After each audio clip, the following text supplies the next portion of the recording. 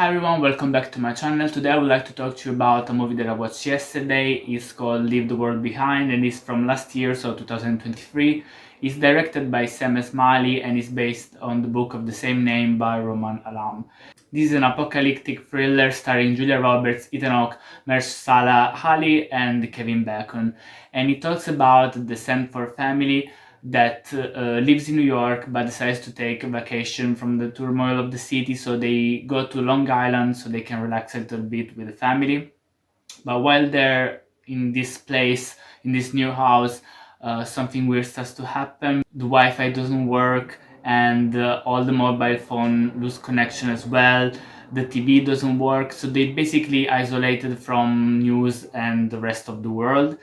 But the weirdest thing happened while they're on the beach, because a boat crashes into the beach and everyone runs away from this catastrophe that is about to happen. And this is the first sign that something weird is happening. That same night, two people show up at their door and they're basically the owner of the house, the two black people. One is George and the other one is Ruth. And the Sanford family, especially Amanda, they're a bit weirded out about this thing because they're asking to stay in their own house, the house that they rented, but that is George's house, for the night because something happened, but they don't want to say what really happened. They just say this blackout. And Amanda is a bit suspicious because she doesn't think that they're the owner of the house. Maybe because she's a bit racist, because at the beginning of the movie we realize that she doesn't like people. She's already saying that they're like the maid and the handyman, I think, or something like that. And so this already gives you an idea that maybe she's a bit racist in this sense. While on the other side, the husband, Clay, is more welcoming than her and he trusts them and he lets them stay for the night. The day after, Amanda tells them that she received some text alert on her mobile phone that suddenly disappeared. There is something that George is not telling them, but we don't know yet what it is. Nothing is working, not phones, not Wi-Fi, not the TV, and they say that it's caused by a blackout, but there is something going on, and we know later that it's probably a cyber attack on a higher scale that has affected the whole nation, and everything that is connected to Wi-Fi, internet, and electric signals, satellites, everything is going to shit in the world. The two families try to cooperate between highs and lows and find themselves in weird circumstances. There are no open roads, the animals are changing their behavior, and in a way they are trying to make them aware that something is going on, like there is an imminent doom that they're about to face. As long as they live together in this house, the pressure between these two families, it is intense. But in the same time, we also see how some of the members of this family try to connect with the others, especially the husband. He tries to make things easier for everyone, and they want to know what's basically happening in the world. So that's why the husband, Clay, goes into town to check what is going on, and while he's there, he first encounters a woman that speaks Spanish and he doesn't understand her. She's very agitated and he gets frightened, so he basically leaves her in the street, and suddenly he sees a drone that is dropping something that from a distance it looks like blood, and it's a really cool scene, this one, because I thought, what the fuck is going on? Why there is blood falling from a drone? And it's really weird. But then we realized that they're actually leaflets, and these leaflets have something written in Arabic, so they think maybe that this terrorist attack or something like that.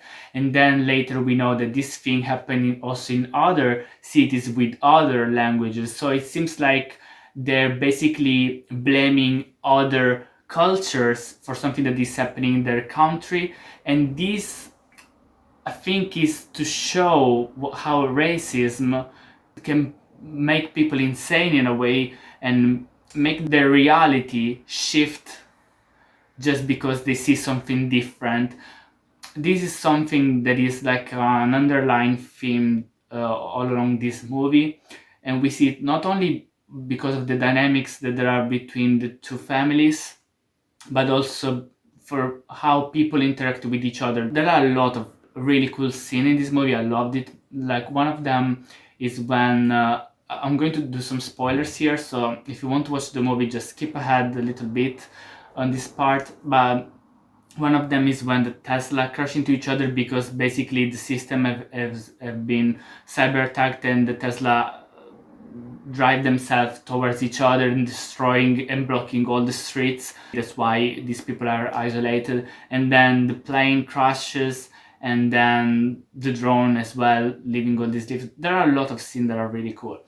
But what is interesting in this movie is to see how the tension builds up little by little when you see also how the animals react with humans, because you see how there are always deers that you see during this movie, and they're really creepy because you don't really know why they're so obsessed with humans, because you see them staring at them without doing nothing. And it's not like one or two deers, it's like 100 of them all at once, and it's really weird. And the daughter of this family, Rose, is the one that realized first this thing, that there is something going on with these deers. And then suddenly one night they see also flamingos um, in their pool, and this is really weird. It's like the world is shifting, like something is happening. There are also these weird noises that they hear, and they're deafening, and they realize that maybe the attack is also by sound, and that is explained later, kind of explained by the character portrayed by Kevin Bacon, saying that it's like radiation caused with sounds, and that later leads to the son of Amanda and Clay to lose his teeth because he didn't cover his ears. So something is weird, something is happening. We actually don't know if it's actually the sound or an insect in the movie, but we start to suspect in the movie that something is going on also with this sound. This sound is there for some reason. We don't know if they're trying to scare them or if something is happening, like a bomb exploded. We don't know what is causing this sound. And it's probably also why the animals are acting weird in this movie, because we don't only see deers and flamingos acting weird, but also flocks of birds and other animals. So something is happening in the world, but we don't know what it is, and they don't know what it is. They also don't know what to do about it, because where are all the people? Will they survive what is happening? And as the society crumbles because of a cyber attack or something happened, this also makes you think how internet and the way we live now, the way we are affected by things, is also influencing how we act. One thing that is important, in my opinion, in this movie is how Rose is obsessed by the TV series Friends, and that is something that makes her feel good. It's something that I thought about as well, because every time I watch the TV series Friends, I always feel good, and it's like an antidepressant for me in a way. And I think this is the same thing for Ross and many people. There is a line that Ruth, George's daughter, says that Rose is obsessed by this sitcom. That is something that doesn't make sense for her, because it's a reality or a world of a time that never happened. Yeah, that's true, but you also feel like they're your friends when you watch this sitcom. And I totally understand Ross' point. And she's obsessed by the fact that she can't watch the last episode of this TV series. She desperately wants to know what happened between Ross and Rachel. It's something that we all were expecting when we were watching the TV series. And this also makes you think, because we rely so much now on streaming services, but in the past we were obsessed with TV, and then there were the DVDs that substituted in a way the TV. And it's something that we can always rely instead of streaming services, because if something like this happen in real life, of course you will never be able to watch streamings again or the TV. So in this sense, it makes you think, oh, DVDs are important, even if we are getting rid of them now. And maybe that library of DVD that all of us probably have can be handy one day. We'll never know. As many things that we don't think about, like some people stock up on stuff and they think they're crazy because they do that, but in an emergency situation like this, we will do probably the same thing, and we will do it when probably it's too late, when there is nothing left. I don't want to create panic. I'm just saying that it makes sense sometimes to do these things that maybe people think you're a lunatic or something like that, but to me it makes sense because you can rely on them later when you need them. So this movie makes you think about a lot of stuff, and it's really good because as the pressure gets higher and the fear of this character, they find themselves isolated and scared and one against each other. It makes you think how you will act probably in the same situation. What would you do if you were them?